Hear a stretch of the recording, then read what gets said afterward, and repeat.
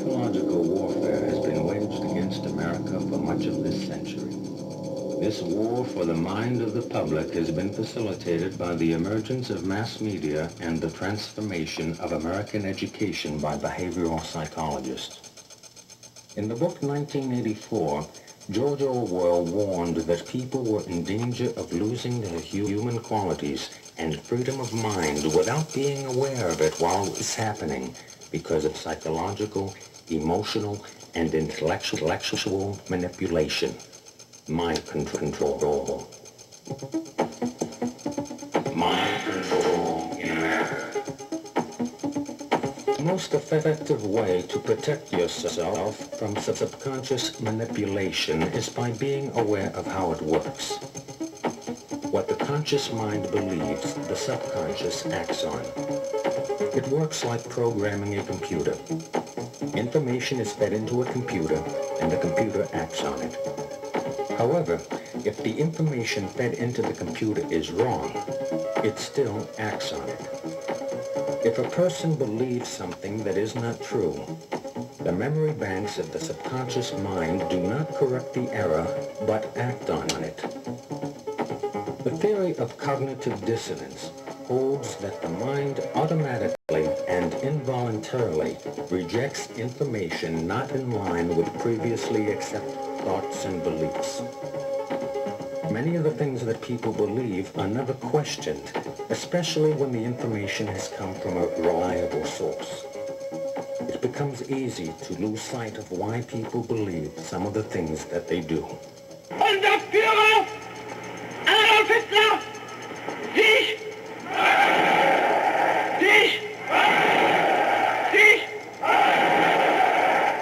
People can be led to believe something that is not true when that information is carefully timed and presented by an accepted and respected authority. The purpose of propaganda is to direct public attention to certain facts. The whole art consists in doing this so skillfully that everyone will be convinced that the fact is real, wrote Adolf Hitler in Mein Kampf. To be effective, propaganda must constantly short-circuit all conscious thinking and operate on the individual subconsciously. The principles behind the big lie of propaganda are the same principles of mind control, hypnotic suggestion, mental programming, distraction, and repetition. Distraction focuses the attention of the conscious mind on one or more of the five senses in order to stop conscious thinking, thus producing a state of mind that is similar to daydreaming. Think of the times you have caught yourself staring blankly at the television screen, losing all sense of time and place. When you stop conscious thinking and your mind goes blank, this is the hypnotic state of mind. This altered state occurs naturally, but can also be induced by clever manipulation. Think of the times you have seen flashing words in TV commercials. The flashing words are a distraction for your eyes to lock onto in order to induce hypnosis. The purpose of this is to reduce any resistance to the message by stopping all thought and analysis. Watching television often produces an altered state of consciousness. Though not consciously perceived, the television screen, while appearing static, actually flickers. Any repeating light or sound pattern can lead you into an altered state. A hypnotist uses patterned speech by varying the pacing and inflection of his voice to induce this state of mind in his subject. It is in this state of mind where one is the most receptive to mental programming. Whether or not the information takes hold in the mind depends on two factors: trust in the source of the information and repetition of the message. Trust in the source of the information induces acceptance of the message as true, even if it is not understood. Repetition of the message embeds it in the subconscious so that acceptance of its truth and accuracy becomes a conditioned response. Thus, this information will be accepted as true without thinking about it whenever it is presented again. Subliminal perception is the process whereby you receive and respond to visual and sound information without being aware of it. The message in the form of printed words, pictures, or voices is presented either so rapidly or so faintly that you are not consciously aware of having seen or heard anything.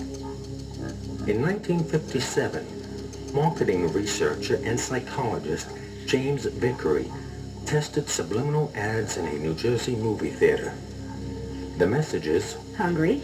Eat popcorn." and "Drink Coca-Cola." were flashed on the screen at 1/3000th of a second every 5 seconds during the movie. Sales increased for popcorn and Coca-Cola.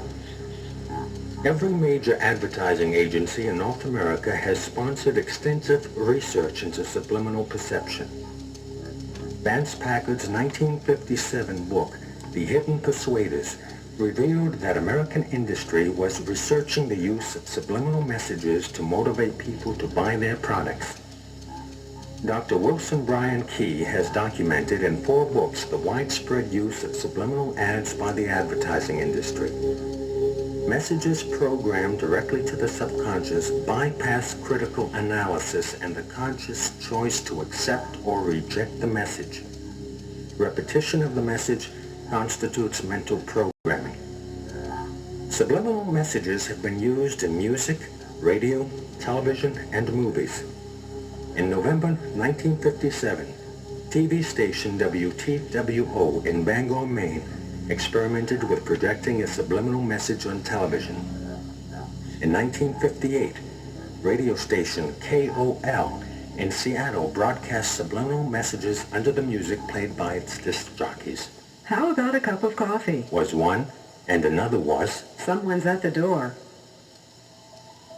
the movie The Exorcist used both subliminal sounds and pictures. A full-screen death mask of Father Karras was flashed on the screen at 1/48th of a second a number of times during the movie. The consciously unnoticed word pig appeared many times throughout the movie. The terrified squealing of pigs being slaughtered and the buzzing sound of angry bees was mixed into the soundtrack. Laboratory experiments show that people will react to certain words, pictures, and sounds with quickened pulse, faster breathing, sweating palms, and other indications of heightened emotions. So, this is Black Light. Elder Black Light, your motivator, trying to motivate you into building and righteous, independent nation of your own. Get out of the thinking